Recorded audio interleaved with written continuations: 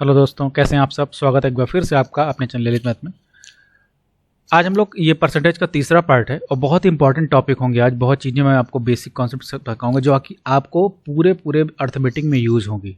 Arithmetic का कोई भी चैप्टर आप यूज़ करेंगे, एक दो चैप्टर छोड़ के सारी चीज़ें आपको समझ में आएंगी और वहाँ पर आपको परसेंटेज और रेशियो दोनों आपको बहुत ज़रूरत पड़ने वाली है। ठीक है, तो प्लीज़ अगर आपने पहले के 2 वीडियो नहीं देखे हैं तो देख जरूर लीजिएगा, क्योंकि सारी चीज़ें एक से एक के बाद एक रिलेटेड हैं। तो प्लीज़ कोई भी वीडियो छोड़िएगा नहीं, ठीक है। पूरा वीडियो देखिए, आपको मज़ा भी आएगा।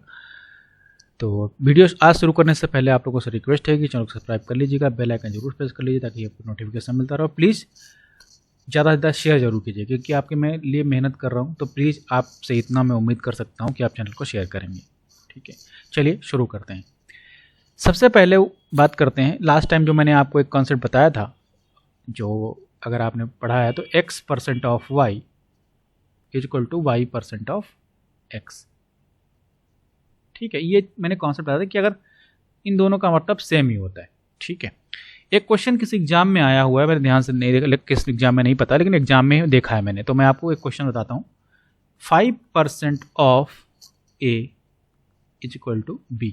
हिंदी में मैं सारी चीज़ें हिंदी और इंग्लिश दोनों पढ़ाऊंगा, डोंट वरी। मैंने अभी क्वेश्चन लिखा, मैं हिंदी में बोलता भी रहूँगा। देन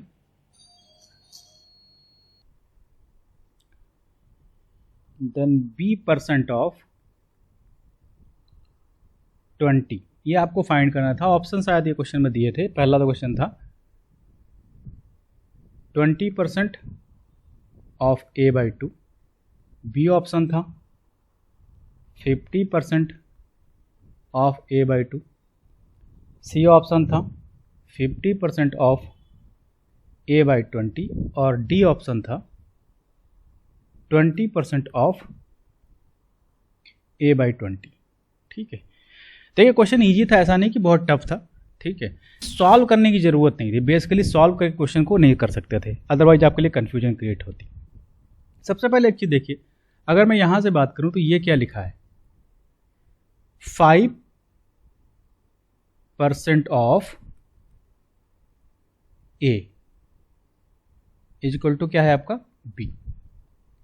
अच्छा, ये क्या लिखा हुआ है, ये लिखा है b% ऑफ 20, या फिर मैंने क्या बताया था, अगर इस कॉन्सेप्ट को यूज करें तो इसे सकते हैं 20% ऑफ b कर सकते हैं इसे हम 20% ऑफ b, कोई प्रॉब्लम।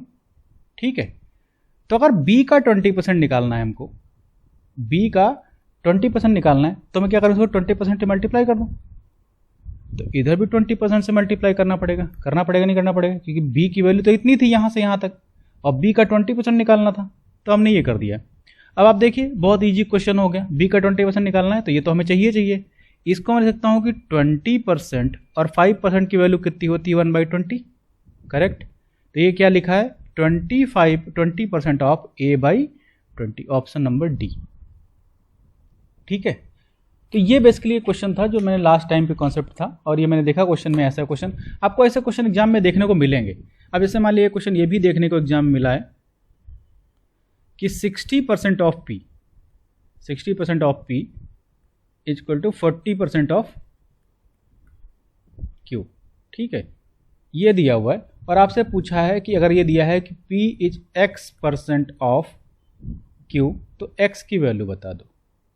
ठीक है, तो ऐसे क्वेश्चन भी आपको एग्जाम में देखने को मिलेंगे। ठीक है, हर जगह पे मिलते हैं आपको, चाहे आप एनटीपीसी देख रहे हो, चाहे सीजीएल देख रहे हो, चाहे सीजीएल देख रहे हो, कहीं भी दिखेगा। करना कि सिंपल, देखिए इसमें है क्या भाई, ये क्वेश्चन में ऐसे क्या लिखा हुआ है, 60% अगर p की वैल्यू यहाँ डाल दें, हमें x की वैल्यू निकालनी है, तो p की वैल्यू हटा दें, x% ऑफ p की वैल्यू कितनी, x% ऑफ q, तो x% ऑफ q डाल सकते हैं, p की वैल्यू मैंने डाल दी यहाँ पर, p की वैल्यू यहाँ पुट कर दी, equal to 40% of q, q cut जाएगा। ठीक है, यहाँ से x% की वैल्यू क्या आ जाएगी, 40/60 कट जाएगा, यानी कि 2/3। आपसे पूछा x की वैल्यू, x% है, तो इसको क्या करेंगे, 100 से मल्टीप्लाई कर देंगे, कितना आएगा, 66.66%। ठीक है, ये आपका आंसर आ जाता। अब जो मैं कॉन्सेप्ट लेने वाला हूँ ये आपका बहुत इंपॉर्टेंट है, बहुत ज़्यादा, तो ध्यान से सीखिएगा। मैं बहुत धीरे धीरे शुरू करूँगा, लेकिन ताकि आपको चीज़ें समझ में आए। ठीक है, कल मैंने एक चीज़ बताई थी जब मैंने स्टार्ट किया था, ठीक है। जैसे मान लिया हमने कहा कि कोई भी चीज़ पूरी, मान एक सर्किल मैंने लिया है, ये चीज़ अगर पूरी है तो आप क्या करोगे, इसको मैं टोटल कह सकता हूँ, 100% कर सकता हूँ, कोई प्रॉब्लम, ठीक है। अगर मैं इस चीज़ को हाफ कर दूँ, अगर मैं इसी चीज़ को हाफ कर दूँ तो इसका एक पार्ट कितना हो जाएगा, 50%। यहाँ पर क्या था, 100% की वैल्यू कितनी थी, 1 के बराबर, ठीक है। 50% की वैल्यू किसके बराबर है, 1/2 के बराबर। अगर मैं 30% की बात करूँ तो इस हिस्से के 3 पार्ट करूँ, ठीक है, तो 33.3% हो जाएगा। 33 1/3% की वैल्यू कितनी हो जाएगी, 1/3, ठीक है। बेसिक समझिएगा, फिर मैं भी इसको समझाता हूँ कि मैं इसे क्यों लिख रहा हूँ और क्या इंपॉर्टेंस है इसके आपके लिए। ये कितना है, 4 हिस्से किए तो 25% हो गया, और 25% की वैल्यू कितनी हो जाएगी, 1/4। अब ध्यान से देखिए क्वेश्चन में, भाई अगर मैं ये कह रहा हूँ कि किसी भी चीज़ का बेस अगर कंप्लीट है तो वो पूरा 100% ही रहेगा, ठीक है। अगर मैं बेस के 2 हिस्से कर दूँ, मतलब अगर मैं रेशियो की मैं बात करूँ तो रेशियो अगर 2 है, रेशियो अगर टोटल हिस्सा 2 है तो उसका एक हिस्सा कितना है, 50%।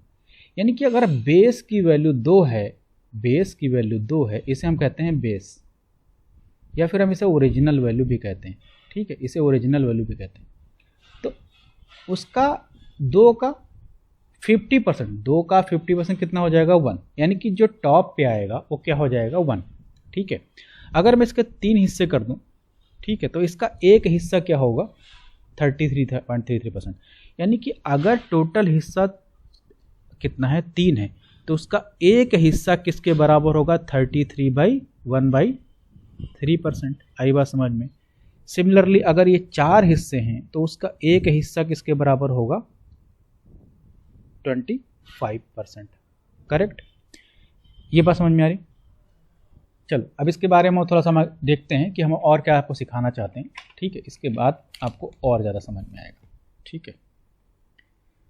जैसे मैंने लिखा कि 60%, अब 60% आप रेशियो में देखें तो आप कह सकते हैं कि 3/5। कैसे भाई, अगर ये हिस्सा तो पूरा था, 60% निकालना था, हमें पता है कि अगर 20 के 5 हिस्से कर दूं, भाई नीचे कितना था, बेस 5 था, तो मैं 5 हिस्से किए, तो सारे हिस्से कितने हो गए, 20%, 20%, 20%, 20%, 20%। अब मैं 60% निकालना है, तो 60% मतलब कितने हिस्से हो गए, 3 हिस्से। यानी कि मैं अगर किसी भी परसेंटेज को लिखता हूँ, तो बेस वैल्यू जो होती है उसे हम कहते हैं ओरिजिनल वैल्यू, और ऊपर वाली वैल्यू को कहते हैं परसेंटेज वैल्यू। कैसे भाई, मैंने कहा कि 5 हिस्से होते तो उसका 3 हिस्सा किसके बराबर होता, 60% के बराबर। यानी कि बेस वैल्यू का 60% हमेशा किसके बराबर होता है, टॉप वैल्यू के बराबर। करेक्ट, 1/10% लिखा है तो इसका रेशियो कितना होगा, अगर बेस वैल्यू 10 है तो उसका 10% किसके बराबर होगा, 1 के बराबर होगा कि नहीं होगा। करेक्ट, ठीक है। तो अब याद रखिएगा, अगर परसेंटेज में आपने ये बेस वैल्यू पकड़ना सीख लिया, ठीक है, बेस और टॉप में रिलेशन सीख लिया, तो आपके क्वेश्चन बहुत ईजिली हो जाएंगे। तो अब मैं इसको फिर से एक बार लिख देता हूँ, आप अपने नोट्स में लिख लीजिए, ये हमेशा बेस वैल्यू होती है और ये वैल्यू होती है परसेंटेज वैल्यू, ठीक है। साथ में यहाँ भी लिख लीजिए इंक्रीज या फिर डिक्रीज, मतलब यार बढ़ोतरी होती घटोतरी, ठीक है। परसेंटेज वैल्यू या तो इंक्रीज या डिक्रीज, कैसे वो चीज़ें देखें। सबसे पहले मैंने कहा क्वेश्चन में, एक एग्जांपल लेते हैं। मैंने कहा कि एक पेन है, उसका प्राइस मैंने क्या किया, 50% इंक्रीज यानी कि बढ़ा दिया, ठीक है। 50% उसका प्राइस मैंने बढ़ा दिया, ठीक है। तो आपको पता है, हमें ये नहीं पता है कितना प्राइस था, हमने सिर्फ ये बोला कि आप 50% बढ़ा दिया, तो इसका मतलब मैं ये कह रहा हूँ कि 50% की वैल्यू कितनी होती, तो ठीक है, 50% की वैल्यू किसके बराबर होगी, 1/2 के बराबर। तो हम ये कह सकते हैं कि कोई भी चीज़ अगर वो बेस 2 होता, अगर बेस, तो 2 का 50% कितना होगा, 1। यानी कि हम क्या कह सकते हैं कि अगर बेस 2 होता तो उसमें कितना इंक्रीमेंट करना पड़ता हमको 1 का, तो वैल्यू कितनी हो जाती 3, क्योंकि हमने क्या कहा कि 50% बढ़ा दिया, तो 50% का रेशियो कितना है 1/2। तो हमने कहा था बेस वैल्यू जो दी है ये हमेशा बेस वैल्यू होती है, ओरिजिनल वैल्यू होती है, और ऊपर जो वैल्यू होती है परसेंटेज या तो इंक्रीज होगा या तो डिक्रीज होगा। क्वेश्चन में या तो इंक्रीज पूछेगा तो डिक्रीज कहेगा, ठीक है। यानी कि अगर मैं कहूँ कि ये बेस वैल्यू है तो उसमें कितना इंक्रीज किया गया, परसेंटेज वैल्यू मतलब 1 का इंक्रीज किया गया, इंक्रीज की बात कर रहा है, ठीक है। तो 2 की वैल्यू 3 हो जाती है। अब इसी क्वेश्चन को अब थोड़ा सा और लैंग्वेज में लिखते हैं। मैंने एक क्वेश्चन ये लिखा, मैंने कहा आपके पास एक पेन है जिसका प्राइस, ठीक, आप क्वेश्चन अपने लिखते जाइए छोटे छोटे, एक पेन का प्राइस 50 रुपीज़ है, 50 रुपीज़ है, ठीक है। इसे मान ली अब कितना है, हमने 50% इंक्रीज कर दिया, इंक्रीज ऊपर की लाइन मतलब इंक्रीज कर दिया, ठीक है। तो फाइनल वैल्यू क्या होगी, फिर से क्वेश्चन देख लीजिए। मैंने कहा कि एक पेन है जिसका प्राइस आपको 50 रुपये दिया हुआ है। अब उसमें मैंने क्या किया, ठीक है, उसमें 50% का इंक्रीमेंट कर दिया, मतलब बढ़ा दिया, तो फाइनल वैल्यू कितनी हो जाएगी। जरा ध्यान से देखिएगा क्वेश्चन को। मैंने आपसे बोला कि पेन है 50 रुपये उसका प्राइस था और इसमें 50% हमने बढ़ा दिया, इंक्रीज किया। अब सबसे पहले जो दिया है उससे मतलब नहीं है, हमें सिर्फ एक चीज़ से मतलब है, जो परसेंटेज वैल्यू दी है, बहुत इंपॉर्टेंट है। हम किसी और चीज़ फोकस नहीं करेंगे, हम सिर्फ फोकस करेंगे परसेंटेज। परसेंटेज वैल्यू कितनी होती है 1/2। यानी कि मैं कह रहा हूँ कि अगर बेस वैल्यू 2 होती तो उसमें कितना इंक्रीमेंट होता, इंक्रीज है ना, कितना इंक्रीमेंट होता 1 का। यानी कि मैं ये कह सकता हूँ कि अगर आपके पास बेस वैल्यू 2 होती तो आप उसमें 1 का इंक्रीमेंट करते 3 रुपये हो जाती। मतलब अगर आपके पास 2 रुपये की सामान होती और उसका 50% इंक्रीज करते, ठीक है, तो कितना हो जाता 3 हो जाता। लेकिन सामान आपके पास कितनी है 50 रुपये की, और आप कह रहे हो कितने हैं 2, तो हम क्या करें, अगर 2 रुपये पे 3 रुपये हो जाता है तो 50 रुपये पे कितना हो जाएगा। मैंने कहा इसको 50 बनाने के लिए 25 से मल्टीप्लाई कर दें, कितना हो जाएगा 50, ये हो जाएगा 75, यानी कि 50 की वैल्यू 75 रुपये हो जाएगी अगर आप 50% का इंक्रीमेंट करते हो तो, ठीक है। बेस चीज़ की बात कर रहा हूँ, बहुत बेसिक बता रहा हूँ, ध्यान सुनिएगा, बहुत इंपॉर्टेंट है, ठीक है। दूसरी चीज़, अब इसी और एक क्वेश्चन लेते हैं, अगर नहीं समझ में आ रहा तो वो भी साथ साथ, ताकि आपके दिमाग में बैठ जाए बात। जैसे मैंने कहा कि एक फिर से बताते हैं, एक पेन है जिसकी प्राइस कितनी है आपके पास 60 रुपये, 60 रुपये का प्राइस था, ठीक है। मैंने कहा कि इसका 20% घटा दिया गया, डिक्रीज, ये घटा दिया मतलब नीचे की तरफ घटा दिया, ठीक है। तो फाइनल वैल्यू क्या हो, फाइनल वैल्यू मतलब घटाने के बाद जो फाइनल प्राइस होगा वो क्या होगा, ठीक है। अब आप देखिए, मैंने कहा कि सब आप फोकस करेंगे किसके ऊपर, सिर्फ और सिर्फ परसेंटेज के ऊपर, बाकी चीज़ें बाद में देखेंगे। 20% को मैंने कह रहा हूँ कि 20% की वैल्यू किसके बराबर होती है 1/5। इसका मतलब ये था अगर बेस वैल्यू 5 होती तो उसमें कितना डिक्रीज होता 1 का, क्योंकि ऊपर वाली मैंने बताई परसेंटेज वैल्यू, यानी कि 5 की वैल्यू घट के कितनी हो जाती, -1 घटता तो कितनी बचती 4। अगर कोई सामान 5 रुपये की होती और उसमें 20% का डिक्रीज होता तो वो वैल्यू अपने आप 4 बन जाती, लेकिन वैल्यू 5 रुपये की नहीं है, वैल्यू किसके बराबर थी 60। मतलब हमने कहा अगर आप 5 रुपये की सामान दो और उसमें 20% का डिक्रीमेंट कर दें तो वैल्यू 4 रुपये के बराबर हो जाएगी। लेकिन आपने कहा कि नहीं 5 रुपये नहीं 60 रुपये वैल्यू, तो हम क्या करें, ठीक है, अगर 5 रुपये हमें पता है तो 60 रुपये में बनाने में कोई दिक्कत नहीं है। 12 से इधर मल्टीप्लाई करते हैं, 12 से इधर मल्टीप्लाई करते हैं, कितना हो जाएगा, यहाँ 60 की वैल्यू किसके बराबर हो जाएगी 48 के बराबर, यानी कि 60 रुपये की सामान 20 रुपये डिक्रीज करने के बाद कितनी बन जाएगी 48, ठीक है। समझ में आ रही बात, बहुत ही बेसिक। अब थोड़ा सा इस पर और चीज़ें लेंगे और थोड़ा सा अच्छे क्वेश्चन लेंगे, ठीक है, जो क्वेश्चन आपके एग्जाम में भी आएंगे वो बहुत इंपॉर्टेंट चीज़ें हैं, ताकि आपको जो प्रॉफिट लॉस कई भी और परसेंटेज चीज़ें हम बताएं, जो परसेंटेज बढ़ाए तो आपको समझ में बहुत कुछ आए। नेक्स्ट क्वेश्चन, ठीक है, एक क्वेश्चन में लिखता हूँ, ये क्वेश्चन देखिएगा। मैंने कहा क्वेश्चन में फिर से बोला, ध्यान सुनिएगा, कि किसी वस्तु में अगर मैं 22.22 का डिक्रीज करता हूँ तो वैल्यू 777 रुपये हो जाती है। तो वैल्यू 777 रुपये हो जाती है। तो उसकी ओरिजिनल प्राइस क्या होगी, क्या थी या क्या होगी, मतलब पहले कितना प्राइस होगा कि अगर डिक्रीज करने के बाद आपके पास 777 रुपये बचें। सबसे पहले क्वेश्चन को देखिए, मैंने आपसे एक चीज़ बताई, सबसे पहले आप फोकस करेंगे परसेंटेज के ऊपर। अब परसेंटेज अगर आपने देखा है तो ये क्या लिखा है, 22.22%।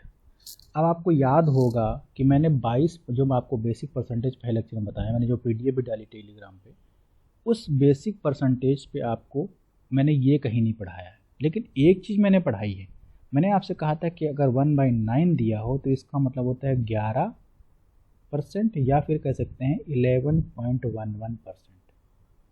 आई बात समझ में? इसका मतलब है कि अगर 11.11% होता तो हम किसका क्या लिखते, 1/9। लेकिन हमें चाहिए 22%, तो 2 से इसे मल्टीप्लाई कर, 2 से इसे मल्टीप्लाई करते हैं, यानी कि इसकी वैल्यू मैं कह सकता हूँ किसके बराबर होगी, 2/9 के बराबर होगी। नहीं होगी, करेक्ट भाई। 11% की वैल्यू 11.11 की वैल्यू कितनी थी, 1/9। तो 22 बनाने के लिए 2 से मल्टीप्लाई करते हैं, यानी कि इसकी वैल्यू किसके बराबर है, 22.2 की वैल्यू किसके बराबर है, 2/9 के बराबर। अब क्वेश्चन पढ़ते हैं। मैंने आपसे कहा कि किसी वैल्यू में इतना डिक्रीज करने के बाद, यानी कि अगर मैं कह रहा हूं कि आपके पास बेस वैल्यू 9 होती तो आप कितना डिक्रीज करते, 2, करेक्ट। ऊपर वाली वैल्यू परसेंटेज डिक्रीज होती या इंक्रीज होती, कितना डिक्रीज करते, 2। अगर मैं 2 का डिक्रीज करता तो वैल्यू कितनी होती, 7 के बराबर। यानी कि क्वेश्चन में ये कह रहा हूं मैं कि अगर आप 9 रुपये का सामान लेके आते तो इतना परसेंट डिक्रीज करने के बाद आपका सामान कितने का हो जाता, 7 रुपये का। लेकिन इन्होंने कहा है कि सामान घटने के बाद कितना हो गया है, 777 के बराबर। इसका मतलब मैं कह रहा हूं कि 7 की वैल्यू 777 के बराबर होगी, ठीक है। तो 1 की वैल्यू किसके बराबर होगी, 111 के बराबर होगी। यानी कि 9 की वैल्यू किसके बराबर होगी, 9 × 111 मतलब 999। इसका मतलब ये हुआ कि अगर आप इतने का सामान पहले होता और आप इतना डिक्रीज करते तो आपके पास कितने का सामान बचता, 777 रुपये का। क्वेश्चन ध्यान सुनिएगा, समझिएगा। बहुत ध्यान से पढ़ा रहा हूँ, बहुत धीरे पढ़ा रहा हूँ ताकि आपको क्वेश्चन और समझ में। अभी 1-2 क्वेश्चन और कराऊंगा इस पर ताकि आपको समझ में आए, फिर परसेंटेज भी हम क्वेश्चन और आगे लाएंगे। मैंने ये कहा किसी भी वस्तु में आपको पास इतना पैसा डिक्रीज कर दिया जाए तो वैल्यू किसके बराबर हो जाती, 777 रुपये की वैल्यू हो जाती, ठीक है। हमने ये माना। हमने सबसे पहले कहा परसेंटेज फोकस, परसेंटेज हमने देखा, हमने कहा कि हमने 1/9 की वैल्यू हमने पढ़ी थी 11 बटे इतनी, तो हमने 22 चाहिए तो हमने 2 से मल्टीप्लाई कर दिया। आपको इतना समझ में आया होगा यहाँ से यहाँ तक। फिर मैंने कहा हमेशा परसेंटेज जो नीचे बेस होता है ये क्या होता है, बेस वैल्यू होती, और ये वैल्यू होती है ऊपर की वैल्यू परसेंटेज इंक्रीज या डिक्रीज। हमने कहा अगर 9 रुपये की सामान आपके पास होती तो उसमें 2 रुपये का डिक्रीज होता, क्योंकि 9 का 22.5% कितना हो गया, 2। 9 का 2 रुपये डिक्रीज करने के बाद वैल्यू कितनी हो जाती, 7 रुपये। लेकिन ये कह रहे हैं कि डिक्रीज करने के बाद वैल्यू किसके बराबर हो गई, इसके बराबर। यानी कि हमारी जो वैल्यू बची है और इनकी जो वैल्यू बची थी दोनों बराबर होनी चाहिए। तो मैंने कहा कि 7 की वैल्यू किसके बराबर होनी चाहिए, 777 के बराबर।